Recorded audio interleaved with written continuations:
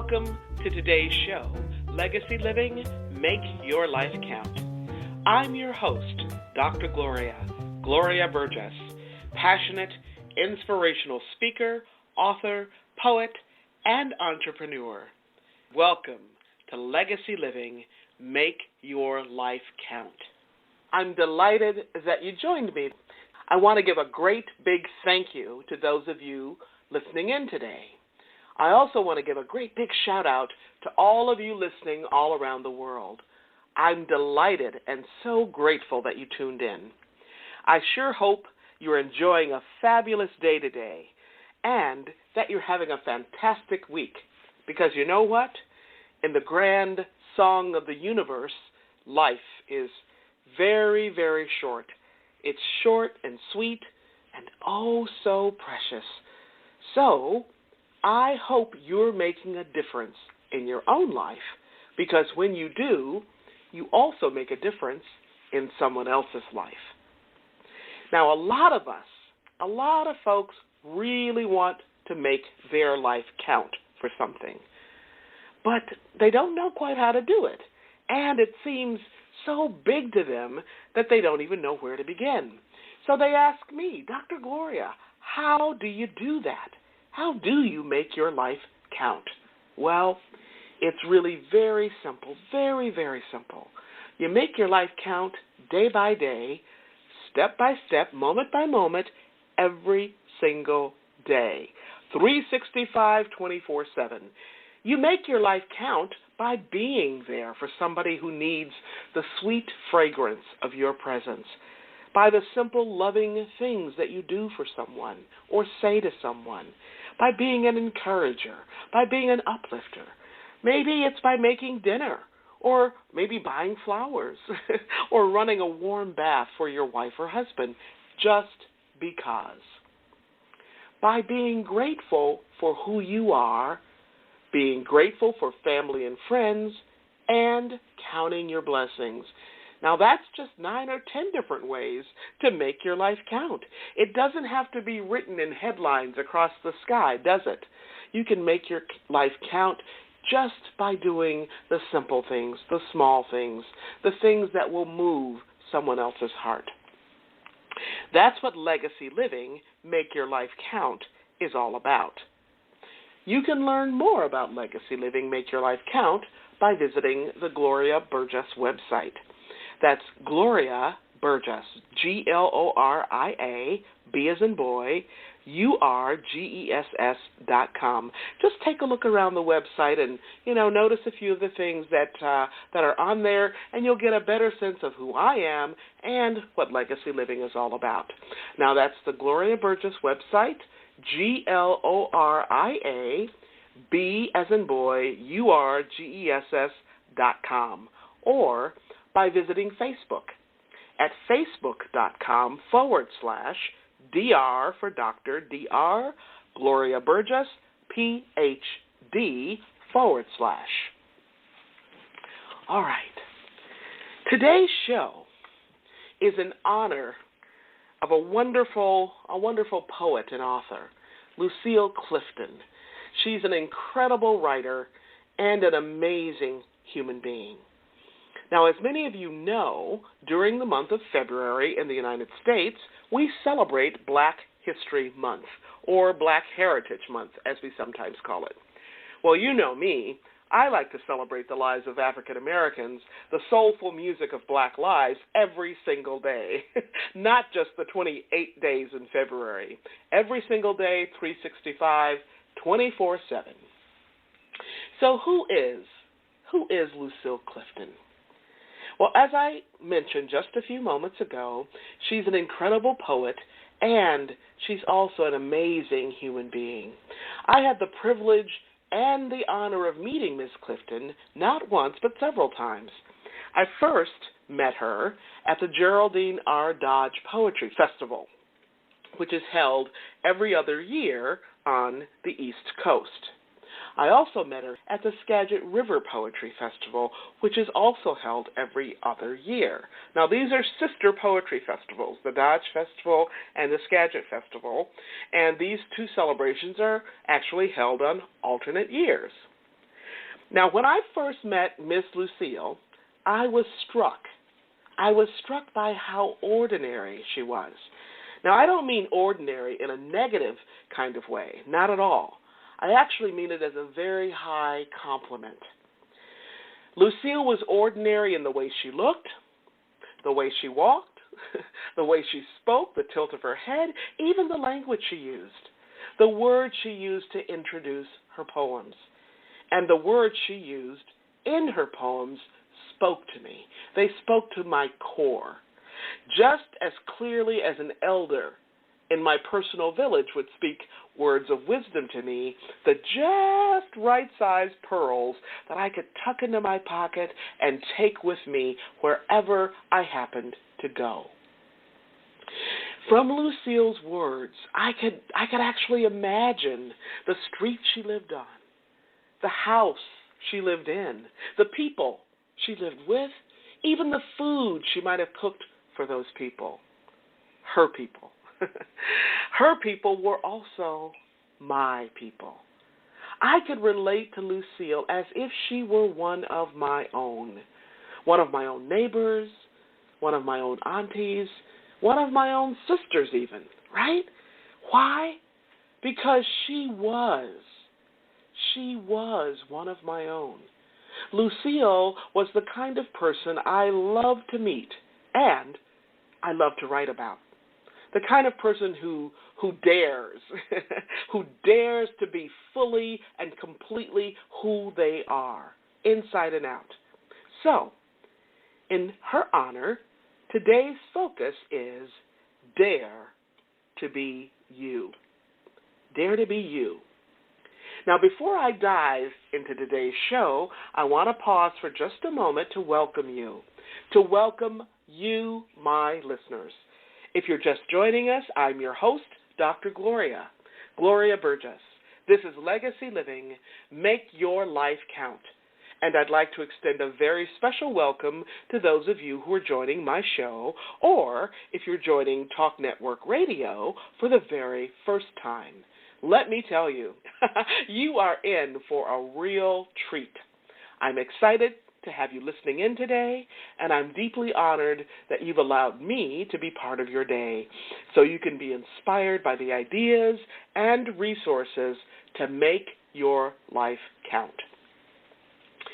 Now, once again, today's topic is Dare to Be You, and my focus today is to pay tribute, to pay homage to Ms. Lucille Clifton as we lift up this prolific poet and writer. Now, the best way to introduce Lucille Clifton is not through the lens of the many awards and prizes and honorary degrees she earned, or where she taught, or even how many books she wrote, books of poetry and books for children. Oh, no. The best way to introduce Lucille Clifton is through her own words, through her own poems. I remember that whenever I heard her read, she seemed to really enjoy reading one of her best-known poems. Some of you may know it. It's called Homage to My Hips. Homage to My Hips. These hips are big hips. They need space to move around in. They don't fit into little petty places. These hips are free hips. They don't like to be held back. These hips have never been enslaved.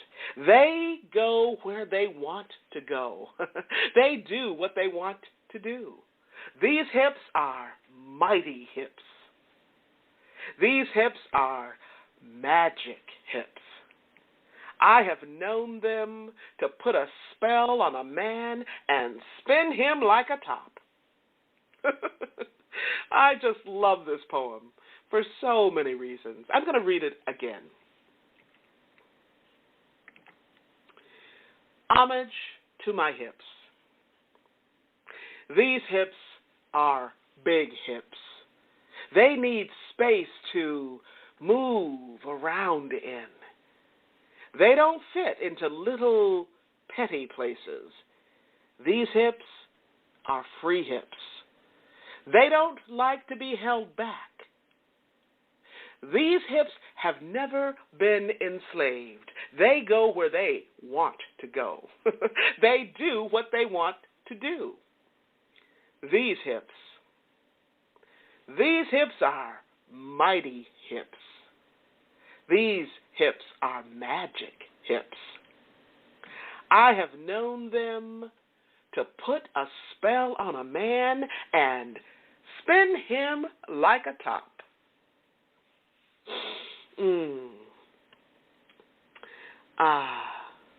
I just love Lucille and how she takes just a handful of words and makes incredible music and magic out of those words. I love this particular poem. It explores the body, a woman's body, in ways that we're not supposed to talk about all the time, right? And certainly not in public. At least, not when this poem was written.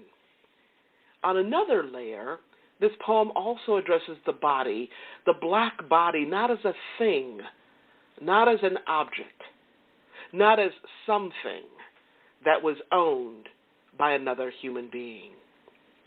Here, Clifton lifts up the body as liberated and luscious, not as an object, mind you, but as an embodied aspect of womanhood and as someone who had stepped away from an identity of being owned, of being enslaved. Another one of my favorite poems by Miss Lucille is called Slave Ships. Slave Ships. In this poem, she calls the name of several slave ships that were used during the Middle Passage. Now, often, the ships were named using Christian images and words from Scripture. And for those of you who may not know what the Middle Passage is, it's actually a term that we use that refers to a specific part of what is sometimes called the triangular route of the slave ships. So imagine a triangle, okay? Imagine a triangle, and the points of the triangle point to the geography of the slave trade. So at the top, that very first point of the triangle, at the top, we would refer to what is now known as the UK, the United Kingdom, okay? And then the second point of the triangle points down to the west coast of Africa, all right? And then this point of the triangle crosses over, okay, to the third point, and that geography is known as the Americas, North America, Central America, and South America. These were the destination points for the African people who were enslaved. So the Middle Passage is the name that we give to the middle part of the triangle, the part where the slave ships crossed the Atlantic Ocean from Africa to the Americas. So Lucille says this about her poem, Slave Ships. She says, "This is a poem about ships that went from the African continent and took free people and brought them to this continent where they were enslaved." Now, she goes on to say, I did not say that this was about ships that went to Africa and got slaves and brought them here. And there is a difference if you can feel it.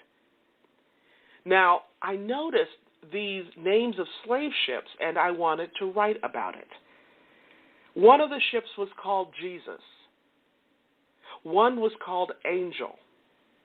And another was called Grace of God. So here's her poem, Slave Ships.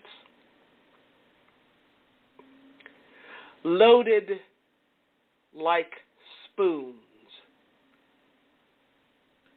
into the belly of Jesus, where we lay for weeks, for months, in the sweat and stink of our own breathing. Jesus. Why do you not protect us? Chained to the heart of the angel, where the prayers we never tell, and hot and red as our bloody ankles, Jesus, angel, can these be men who vomit us out from ships called Jesus, angel, grace of God, onto a heathen country, Jesus, angel. Ever again can this tongue speak? Can these bones walk? Grace of God. Can this sin live?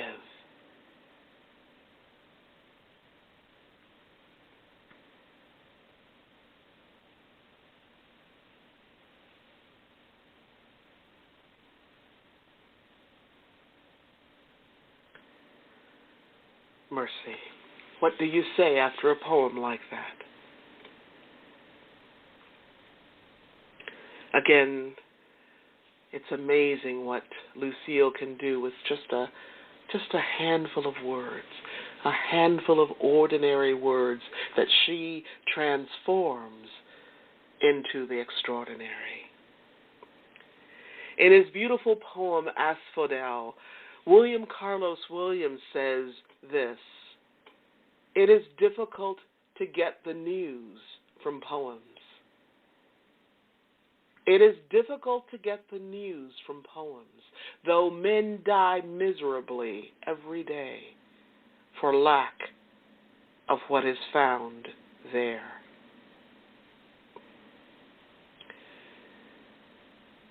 This little gem about the news you can find inside poems is tucked deep inside of that poem, Asphodel.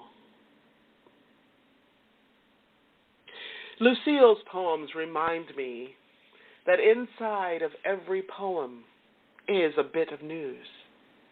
News that shines the light on what it means to be human. Before her death, in February 2010, Clifton was a distinguished professor of humanities at St. Mary's College of Maryland. She also taught at Columbia University. Born in Depew, New York in 1936 to working-class parents, Lucille attended Howard University before she turned 17 years old. She was actually 16 when she enrolled. Although she was given the name Thelma when she was born, as a young woman, she changed her name to Lucille. Her given name of Thelma was also her mother's name. Like Lucille, her mother was also a writer, a poet in her own right, whose gifts were unfortunately thwarted. In her poem called Fury, Clifton captures the essence of her mother's experience. For Mama, Fury. Remember this. She is standing by the furnace. The coals glisten like rubies. Her hand is crying. Her hand is clutching a sheaf of papers, poems. She gives them up. They burn, jewels into jewels. Her eyes are animals. Each hank of hair is a serpent's obedient wife. she will never recover. Remember, there is nothing you will not bear for this woman's sake.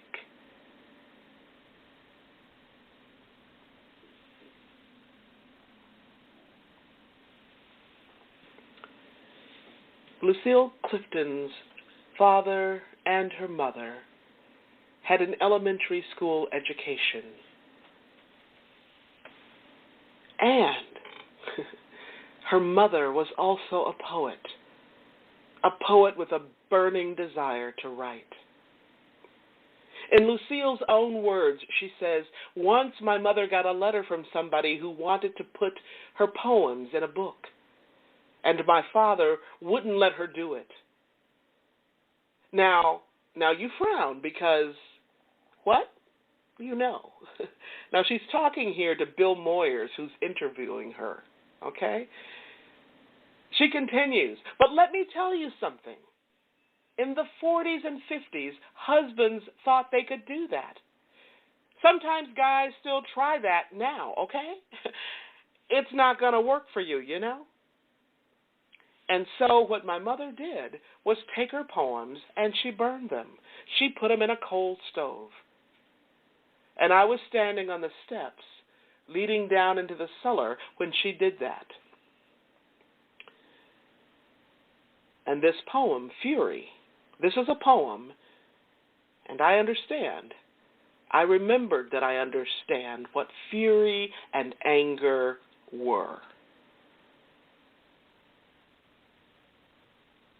Now again, this is Lucille talking to Bill Moyers. He was interviewing her for his wonderful gem of a book called The Language of Life. This book is all about poets, poetry, and the craft of using language to reflect life, to give us a window into life, into humanity. Lucille's poem is very, very powerful. It is a poem that pays homage to her mom. It's also a poem that uses a few well-chosen words, like all of Clifton's poems do, and in those few words, those few lines of poetry, is this magnificent story told in miniature. This poet is so at the top of her craft. She can convict us all in just a few short lines. And at the core of this last poem, this poem paints a vivid picture of her mom throwing her poems into that batch of coals, into the fiery furnace. But at the core of this poem are words and images. It's a story about loyalty. Now, for Thelma Sayers, it's about her poems, her creativity, and it's also about her loyalty, her steadfastness to being a woman who accepted her husband's wishes. Now, for us, maybe it's about loyalty to work, or loyalty to the past, or to a place, or to a friendship, or to a lifestyle, perhaps. Maybe it's our loyalty to our friends or a relationship that no longer nourish us. Maybe it's work that no longer feeds us. Or maybe it's loyalty to a way of living, a way of being, a way of moving through the world that no longer serves us. Now, what we don't often recognize is that on the other side of loyalty is disloyalty. Okay, let me repeat that. What we don't often recognize is that on the other side of loyalty is disloyalty. And what do I mean by that?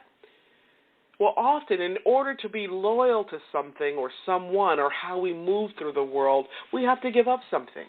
We have to surrender something, don't we? We have to be disloyal to someone or something else in order to be loyal. Now, many of us are disloyal to our own creativity.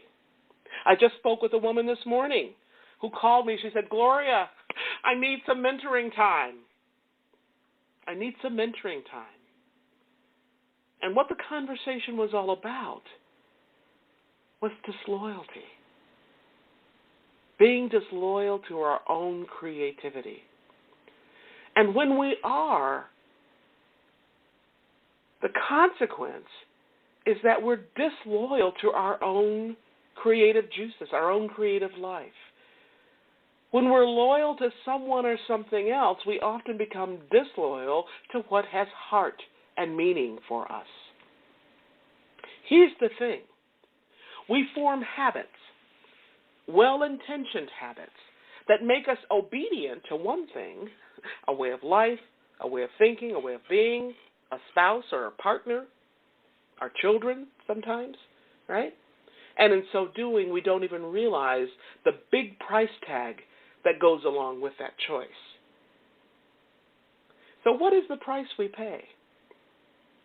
The price we pay is being stuck in old ways of thinking, in unhealthy relationships and work that we have outgrown.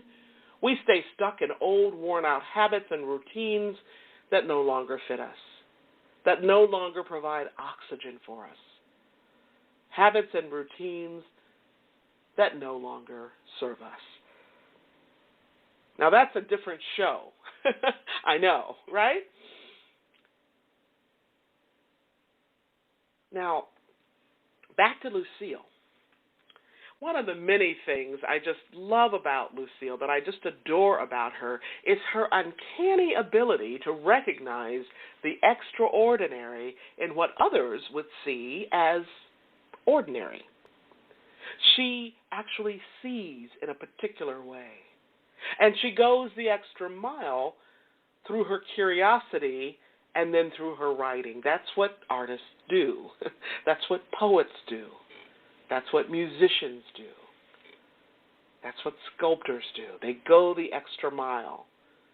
They see in a very particular way, and then they go the extra mile through their curiosity and whatever art form they're working in. So by seeing the extraordinary in the ordinary, Lucille makes a difference every single day in her poems and in her children's books. This next poem is one that came out of Lucille's experience of visiting a plantation in South Carolina. Now, for me, her experience and what she pours into the poem is all about seeing. All about seeing. And I just love how she reflects on an ordinary experience that most of us would just take as a given. We just kind of take it for granted, going on, a plantation tour, right? But not Lucille. She senses into her experience and is curious and as furious as a terrier with a bone. She unearths and treasures what is quite extraordinary. This next poem is called At the Cemetery, Walnut Grove Plantation, South Carolina, 1989. At the Cemetery, Walnut Grove Plantation, South Carolina, 1989.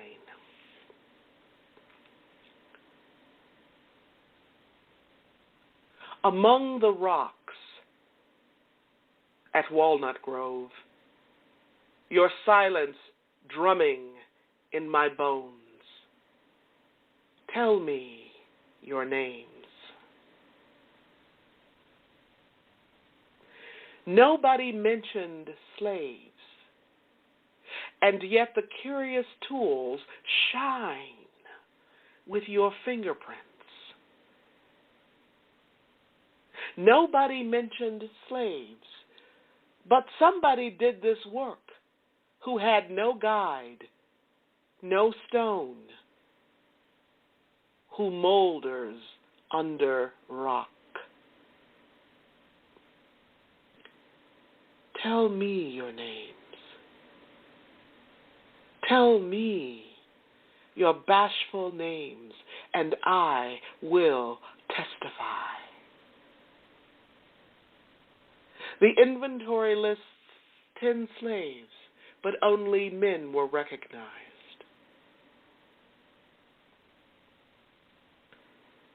Among the rocks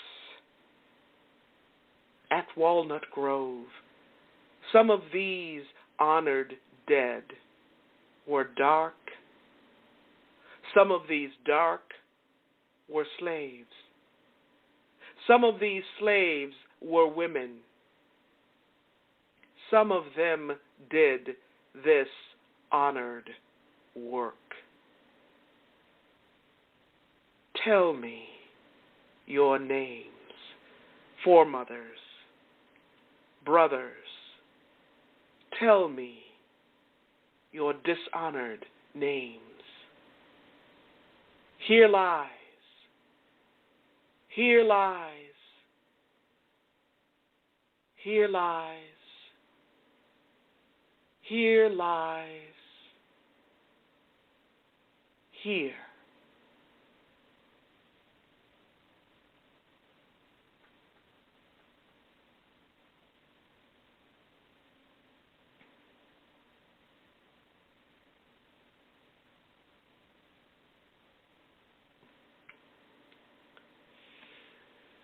A prolific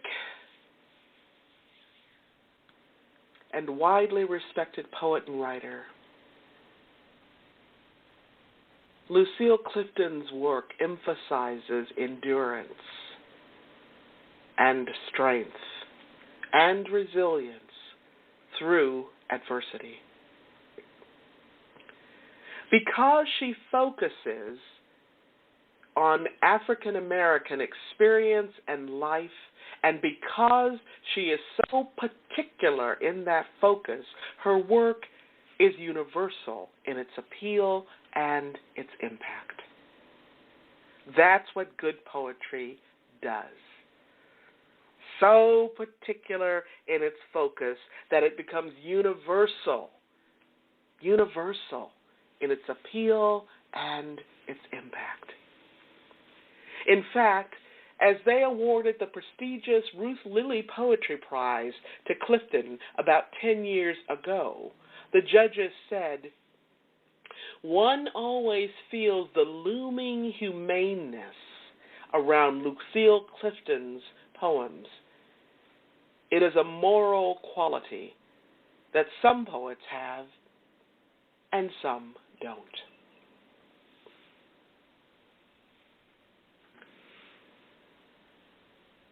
As I mentioned earlier,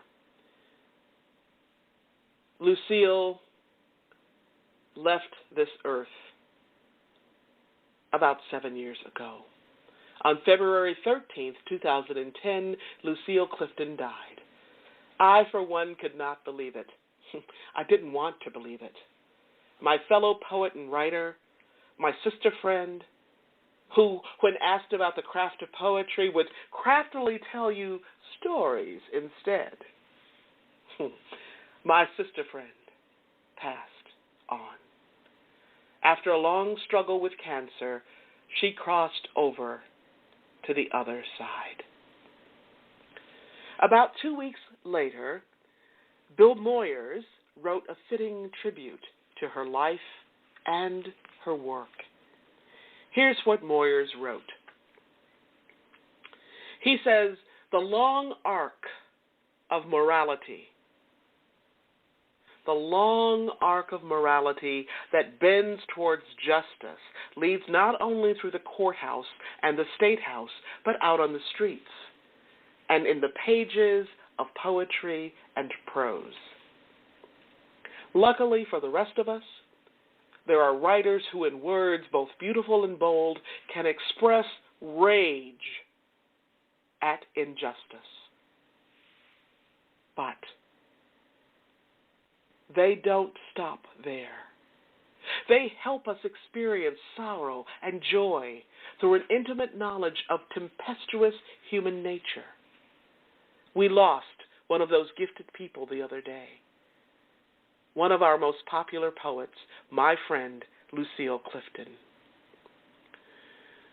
Lucille Clifton's poetry, legendary for its sparseness of word and punctuation, spoke unflinchingly of personal hardship, the history of oppression, and the human condition. She was a standout in several programs we, meaning PBS, in several programs we produced over the years on the wonders of poetry. Lucille Clifton learned to love language as a child, listening to poems written by her mother, a woman who never finished grade school. Inheriting that love of language and the spirit of her mom, Lucille Clifton wrote poetry of her own 20 years before she was actually published. But with her first collections of poems, she quickly gained recognition that just kept growing over time. Over a long and prolific career, Clifton published more than 30 books that probed the indignations of slavery, celebrated the day-to-day events of life and community, and chronicled with frank and poignant sensuality the fragilities, the frailties, and pleasures of the human body. Lucille Clifton was a two-time finalist for the Pulitzer Prize. In the same year, something that had never happened before. In 2000, she received the National Book Award for her book of poems called Blessing the Boats, New and Selected Poems. And then in 2007, she became the first African-American woman to receive the Ruth Lilly Poetry Prize, one of America's most prestigious poetry honors. Lucille Clifton was 73. Thank you, Bill Moyers, for that amazing, amazing tribute. I'll share one final poem with you today by Lucille Clifton, one of my favorites, as we lift her up today in honor of Black History Month, a very special month when we celebrate the accomplishments, the achievements, the mighty road that blacks have journeyed. And you know, I like to celebrate Black history not only during the month of February, but every single day, 365, 24/7. This poem is fittingly called, Won't You Celebrate With Me? Won't you celebrate with me?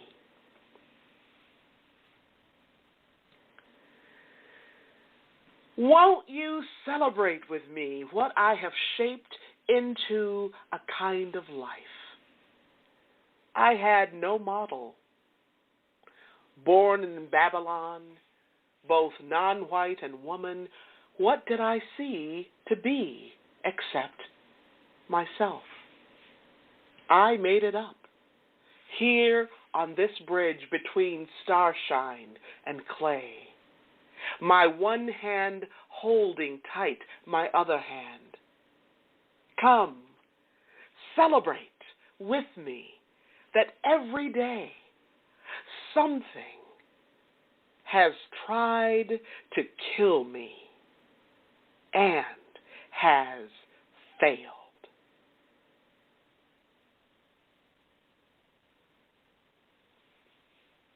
Oh, Miss Lucille. Miss Lucille, we lift you up and celebrate you.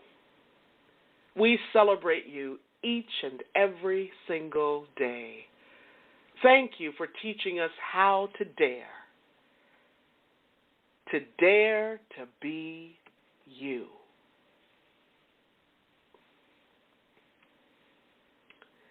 Now, if you missed any part of today's broadcast, you can listen to the recording at your own convenience. You can listen to it on the go. How about that?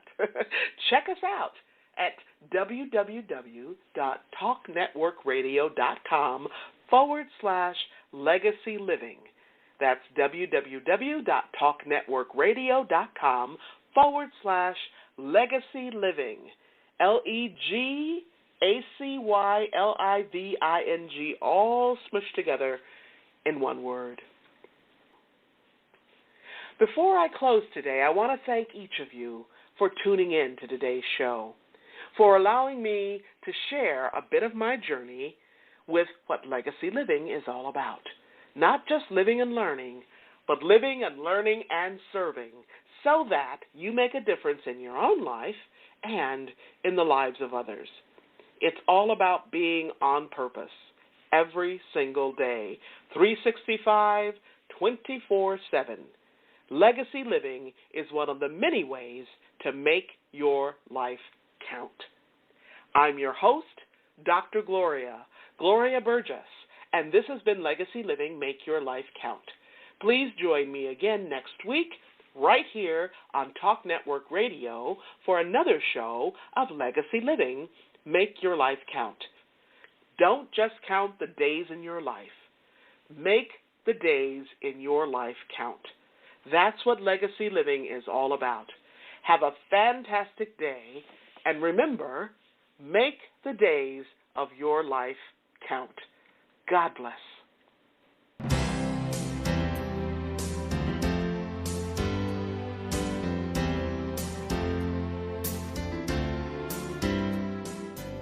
That's our show today. I'm your host, Dr. Gloria Burgess. I hope you'll join me again next week. Until then, don't just count the days in your life. Make the days in your life count. That's what legacy living is all about. Here's to you. Have a fantastic day. Be sure to make it a yes kind of day. And remember, celebrate. Celebrate the music of your life. Make the days in your life count.